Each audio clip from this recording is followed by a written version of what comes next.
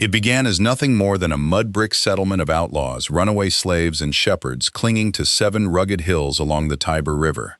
Yet this tiny, forgotten speck on the Italian peninsula would grow to become a sprawling, indomitable colossus that forged the modern Western world. For over a millennium, the name Rome was synonymous with absolute power, unparalleled engineering, and a brutal, calculating genius for warfare. Its legions marched across burning deserts and through frozen northern forests, carving out an empire that stretched from the rain-swept hills of Scotland to the sun-drenched banks of the Euphrates.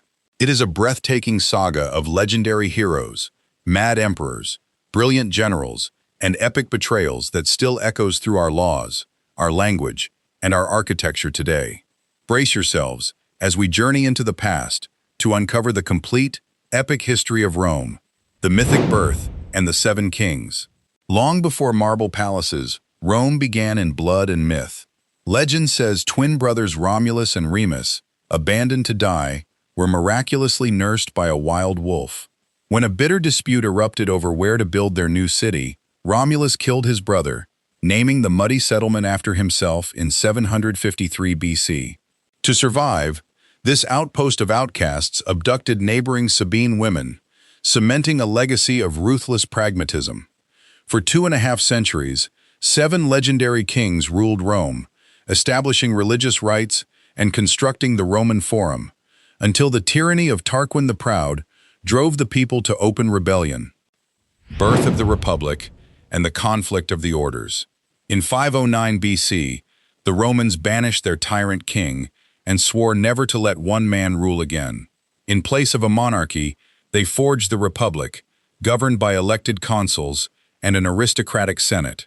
However, this system was unequal, sparking a centuries-long internal struggle known as the conflict of the orders. The common citizens, or plebeians, fought patrician oppression through military strikes.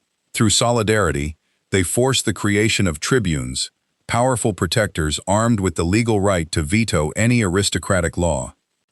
The Punic Wars and the struggle for the Mediterranean. By the 3rd century BC, the unified Roman Republic had conquered the Italian peninsula, but its rapid expansion soon collided with the reigning superpower of the Western Mediterranean, Carthage. This sparked the Punic Wars, a titanic, 3-part struggle for absolute survival. The second conflict nearly brought Rome to its knees when the military genius Hannibal Barca marched war elephants across the treacherous Alps, inflicting the bloodiest defeats in Roman history at Cannae. Rome's fields were salted, and its populations decimated, yet the Senate stubbornly refused to surrender. Driven by an indomitable martial spirit, the Roman general Scipio Africanus finally turned the tide, invading Africa and defeating Hannibal at Zama. Rome completely razed Carthage to the ground in 146 BC, claiming total, undisputed mastery over the Mediterranean waves. The collapse of the Republic and Caesar's crossing. With global conquest came an unimaginable influx of wealth and millions of foreign slaves, which completely broke the Republic's fragile social fabric. Wealthy senators bought up vast tracts of land, driving impoverished citizen soldiers into urban destitution. The traditional political system fractured into violent factionalism, and ambitious generals realized their armies were far more loyal to them than to the distant state. Out of this chaotic crucible stepped Julius Caesar. After launching a brilliant, bloody conquest of Gaul, Caesar was ordered by a paranoid Senate to disband his legions. Instead, in 49 BC, he defiantly crossed the Rubicon River, plunging Rome into a catastrophic civil war. Emerging victorious, Caesar declared himself dictator for life, a fatal mistake that led straight to his bloody assassination on the Ides of March. Pax Romana and the Golden Age of Empire. Julius Caesar's death didn't save the Republic. It ignited a brutal civil war. The chaos ended when Caesar's adopted son, Octavian, crushed his rivals. Avoiding the hated title of king, he took the name Augustus, becoming Rome's first emperor in 27 BC. Augustus inaugurated the Pax Romana, a 200-year golden age of peace and prosperity. The empire reached its maximum territorial limits, and Rome transformed into a dazzling metropolis, sustained by monumental aqueducts, efficient paved highways, and the engineering marvel of the Colosseum. Madness and might in the imperial court. Beneath the Pax Romana's glittering facade lay a volatile palace snake pit.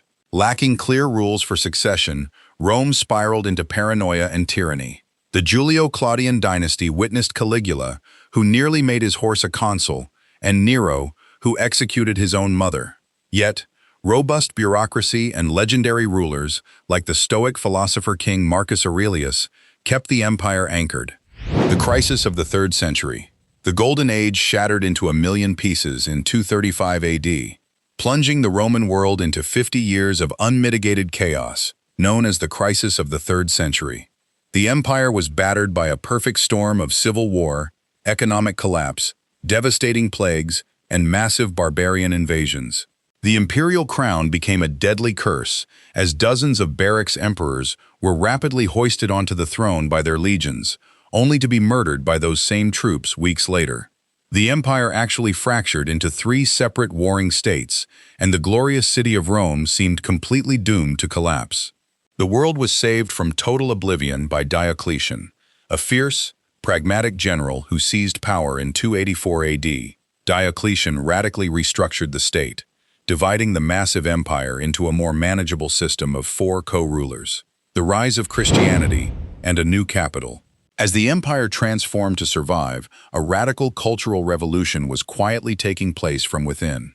Christianity, which began as an obscure, heavily persecuted messianic sect in Judea, had steadily spread across the Roman trade networks. In the early 4th century, the ambitious Emperor Constantine made a historic gamble that changed the course of world history. Before a critical battle, he claimed to see a vision of a Christian cross in the sky, subsequently legalizing the faith with the Edict of Milan in 313 AD. Constantine then made another monumental geopolitical move, shifting the imperial capital away from the pagan monuments of ancient Rome to a strategic, newly built Christian metropolis in the east, Constantinople. This momentous shift permanently tilted the empire's wealth, military power, and political focus toward the Orient. The fall of the West and the barbarian deluge. By the late 5th century, the Western Roman Empire was a hollowed-out shell of its former glory, crippled by domestic economic ruin and a devastating influx of Germanic tribes fleeing the brutal advance of the Huns. Visigoths, Vandals, and Ostrogoths poured across the frozen Rhine and Danube frontiers, no longer seeking to destroy Rome, but to claim its vast wealth for themselves. The Eternal Legacy and the Byzantine Sunrise.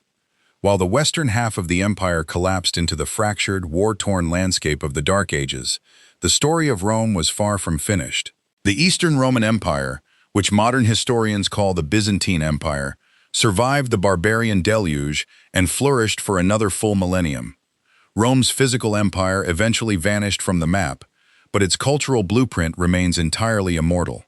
Every time we walk past a domed government building, cast a democratic vote, or read a calendar month, we are living directly inside the enduring shadow of the Roman world. The epic journey of Rome teaches us that even the most colossally powerful empires are fundamentally shaped by human ambition, internal unity, and the structural choices made by their leaders.